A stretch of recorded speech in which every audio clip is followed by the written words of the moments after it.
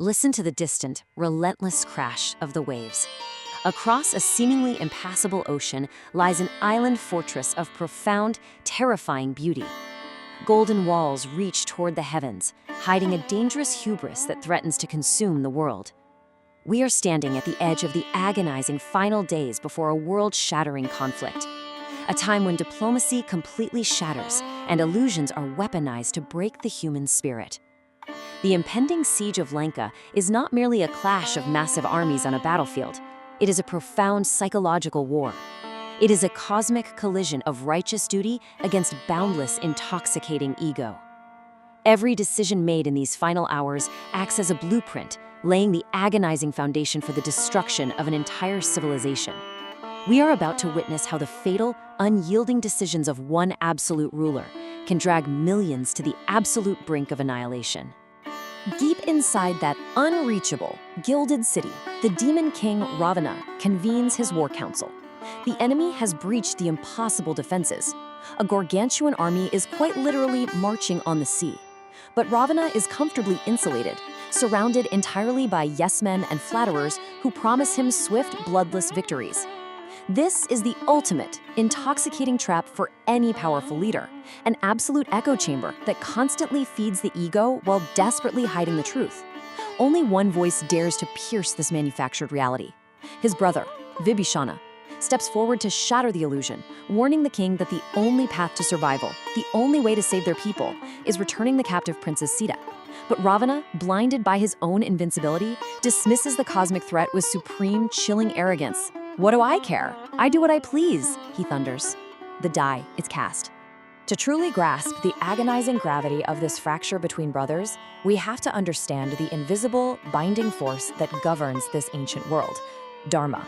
It is the eternal nature of reality, encompassing cosmic law, righteous duty, and absolute moral behavior.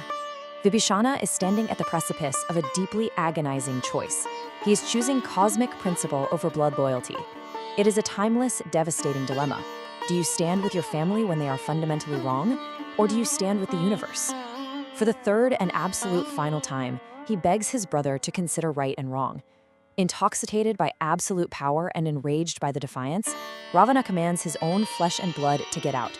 Banished, Vibhishana sweeps out of the palace, leaving behind a king hopelessly enslaved to his own wrath.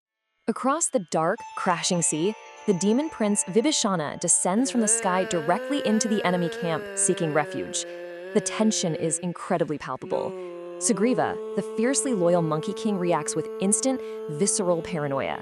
Operating purely on fear and suspicion, Sugriva demands the defector be executed immediately. "He came to spy and kill us in our sleep," he warns.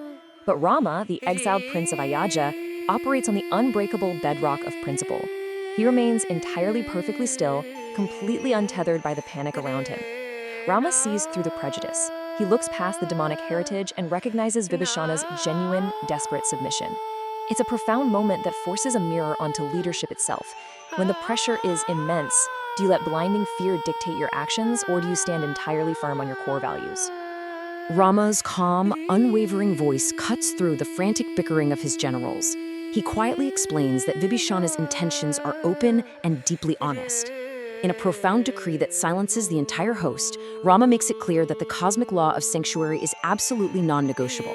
He vows to protect anyone who seeks his refuge, even if it ultimately costs his own life. "I will fight Ravana, but not the innocent," he declares. This breathtaking moral clarity instantly transforms the fearful atmosphere of the entire war camp. It is a powerful, humbling realization for the suspicious Sugriva. Without Dharma, without an unwavering, deeply rooted moral code, there is no true strength. There is only the illusion of power, waiting to be broken. With alliances forged in unshakable righteousness, the physically impossible task finally begins. Nala, the great, brilliant architect of the animal army, begins constructing a bridge that stretches out like a massive, undeniable accusation, pointed directly at the demon world. Instead of dragging out over grueling months or years, this logistical marvel is astonishingly, supernaturally swift.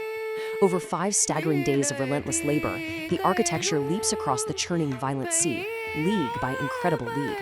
14, then 20, then 21. The curving gray stone stretches beautifully over massive arches that somehow rest steadily on the restless ocean. On the 5th day, 23 final leagues are added, and the stone finally, permanently touches the shores of Lanka Island. The immense army swiftly crosses, establishing an unbreakable beachhead. The suffocating calm before the storm has finally arrived. But that calm is incredibly fragile, hanging by a thread. Ravana, utterly disbelieving that simple forest animals could physically bridge his invincible ocean, sends his dark ministers to infiltrate the camp. First, Sukha the hawk is violently intercepted in the sky by the fierce Prince Angada. Then the master spies Sardula and Serena seamlessly disguise themselves, taking monkey shapes to mingle invisibly within the vast, sprawling army. But they miscalculate the power of true unclouded vision. Vibhishana's supernaturally sharp, crystal blue eyes pierce the darkness and the illusions instantly. He knows the magical signatures of his own people. With 3 sharp, echoing snaps of his fingers, he completely shatters their glamour, violently dragging the trembling, exposed spies before the feet of Rama. Facing certain brutal execution, the spies are completely terrified. They wait for the fatal blow. But Rama, ever the living embodiment of Dharma, does not execute the helpless captives. With a quiet, confident mercy that is far more intimidating than any weapon, he looks down at them. If you have discovered all you came to find out, go safely home, he tells them. Covered in absolute shame, the spy Sardula flees back across the walls of Lanka, desperately trying to warn Ravana of the fearsome, disciplined warriors assembling outside. But ego acts as an impenetrable blinder to impending ruin. Ravana stubbornly, violently silences his own scout. He looks down from his golden balconies at the army, and his blinding hubris convinces him that he is still the undisputed, untouchable master of this war. Recognizing that conventional military intimidation has failed, Ravana willingly descends into the darkest, most agonizing depths of psychological warfare.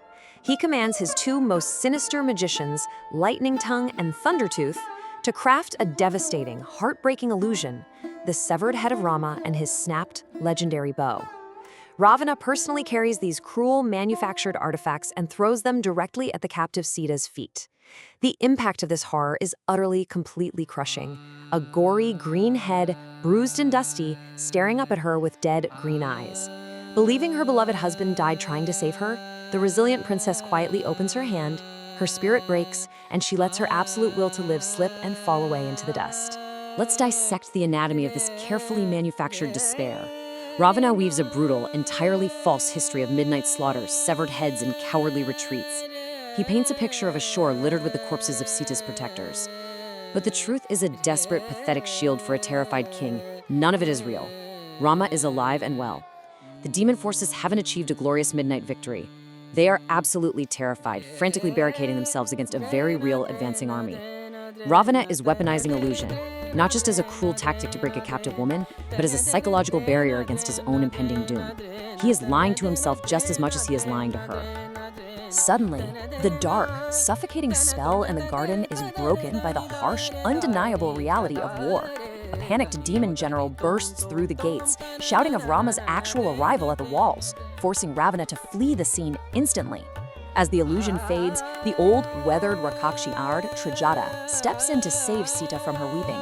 She grabs the princess and delivers a powerful, grounding mantra, disbelieve it, disbelieve it, disbelieve it. This is a deeply crucial turning point in the psychological war. Truth finally cuts through the manufactured despair, reaching Sita's shattered heart like welcome rain on cracked earth. She realizes it was merely a passing glamour. The despair was a lie. Rama is alive, and his justice is coming. To prove her words, the old guard Trijata directs Sita's attention away from the fading illusion and toward the very real sounds bleeding over the high, golden walls of Lanka. She reveals a profound philosophical truth about the very nature of the enemy. Weapons are a sign of fear made visible, and we are afraid. Let that sink into your mind. It is a phenomenal, penetrating insight into warfare and human psychology. The demons are violently flourishing their weapons at the sky, clanking their armor and trying to bully the heavens with noise. But deep down, in their very bones, they know they are completely doomed. The grand illusion of Lanka's invulnerability has entirely shattered from within. The sensory escalation within the city becomes utterly deafening. The once peaceful, opulent streets of beautiful Lanka are suddenly completely consumed by the chaotic, grinding machinery of war. Deep, white-faced drums begin pounding a relentless rhythm. Brazen gongs beat with a frantic urgency. Massive war elephants trumpet wildly as the heavy doors of the royal arsenals are thrown wide open. Lance points and heavy iron chariots clatter aggressively through the cobblestone streets. And then, with a jarring, terrifying metallic screech, the massive, impenetrable gates of Lanka slam shut. The heavy wooden drawbridges are violently raised. The mobilization is breathless. The fortress is entirely, claustrophobically sealed. The time for words and diplomacy is rapidly evaporating into the smoke. Amidst this incredibly frantic, deafening mobilization, a haunting, fiercely quiet scene unfolds in the shadows. The ancient architect of the city, the elder Malyavan, sits completely silently in Ravana's war council. Recently, as the sun dips below the horizon, he has been seeing a terrifying, metaphorical vision. A withered, impossibly old man in a brown shroud, wandering the beautiful streets. Malyavan realizes with chilling clarity that time and death are now freely walking the streets of beautiful Lanka. This eerie, quiet dread perfectly balances the incredibly loud, violent chaos outside. He slowly stands to warn the proud warriors that their arrogance has doomed them all, but looking at their fevered eyes, he ultimately shuffles out of the room, leaving the tragic warning completely unspoken. With the Great Walls fully manned by demons, Rama makes one absolutely last, desperate attempt at peace. Prince Angada drops from the sky directly into the heart of the enemy's stronghold to deliver a final, unyielding ultimatum: give back Sita or come out to die. Ravana's arrogant amusement violently, instantly shifts to pure, unadulterated rage. He thrusts his snarling faces close and reaches out with a dark, crushing grip, attempting to physically snap the young prince in half. But Angada, fueled by righteous fury, recovers his immense strength. He violently brushes the Demon King away, shatters the parapet, and flies back into the sky toward Rama. Diplomacy has officially, irrevocably died, killed by a leader's sheer inability to control his own monstrous wrath. Just before he fled the demon court, Angada asked Ravana a piercing, philosophical question that flawlessly encapsulates this entire epic conflict. Shall we all put out our eyes? Is the sun dark because some men are blind? This is the ultimate, heartbreaking tragedy of Ravana. The absolute truth is shining as brightly and undeniably as the sun itself. His own brothers showed him the light. His master spies told him the absolute truth. The ancient elders saw death physically approaching. Yet he willfully, aggressively blinds himself. He truly believes that simply because he refuses to see his impending doom, the doom itself does not exist. The absolute moment of fracture has finally arrived. Back in the sealed fortress, Ravana makes his final, completely irreversible move. He orders the great brass and iron bells of Lanka to be rung. Massive, heavy, swinging logs slam relentlessly into the ancient metal, and a sound of pure, daring, arrogant defiance pours out over the island. The crimson sun sets heavily behind the western edge of the earth, bleeding into the ocean. The sky slowly fades into a pale, bruised lavender, and then it is entirely dark. The stars come out, shining coldly over an island that has entirely sealed its own brutal fate in the darkness. The impossible bridge is built. The spies have utterly failed. The cruel illusions are shattered, and the heavy bells of war are ringing endlessly into the night. We are left looking at the terrifying, grand architecture of war, built not just with quarried stone and forged weapons, but with the heavy, unyielding bricks of unchecked hubris. When a leader, completely enveloped in absolute power, willingly chooses ego and illusion over undeniable truth, they drag their entire civilization directly into the fire. Ravana's blinding arrogance guarantees that the beautiful, golden streets of Lanka will very soon run red. If this journey moved you, support the channel with a like, share, and subscribe for more timeless stories.